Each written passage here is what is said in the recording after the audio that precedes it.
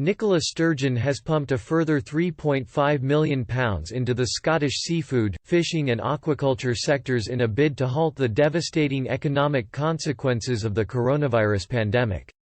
Scotland's First Minister stated that the market for fish and shellfish has effectively collapsed as a result of the COVID-19 outbreak. Nicola Sturgeon also outlined her government's plan to provide millions of pounds in support for fishing vessels over 12 metres. The SNP leader added the Scottish Government has invested nearly £23 million into seafood, fishing and aquaculture sectors in total. Ms. Sturgeon said, "The second update is about support for our seafood sector. It is clear that the market for fish and shellfish has effectively collapsed. That is having a very serious and immediate impact on many of the government is already providing a range of support for the seafood, aquaculture and fishing industries, and that includes help for businesses with smaller vessels. Today I can announce that we are allocating a further £3.5 million of support for fishing vessels of over 12 metres.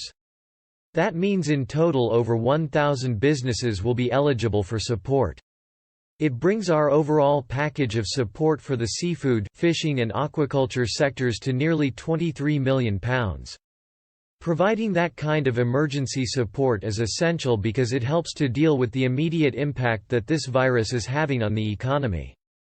Yesterday Ms. Sturgeon announced that lockdown measures in Scotland must continue for at least another 3 weeks. Ms. Sturgeon stated during a virtual First Minister's questions that she is not yet certain that the COVID-19 coronavirus has been suppressed enough to. Scotland's First Minister added that lifting lockdown measures too soon would result in an extremely damaging resurgence of the coronavirus in Scotland. Ms. Sturgeon said, "Firstly, lockdown is going to continue beyond this week. COBRA will meet later on and other governments have to reach their own decisions. My advice is that we must continue the lockdown measures for at least another 3 weeks.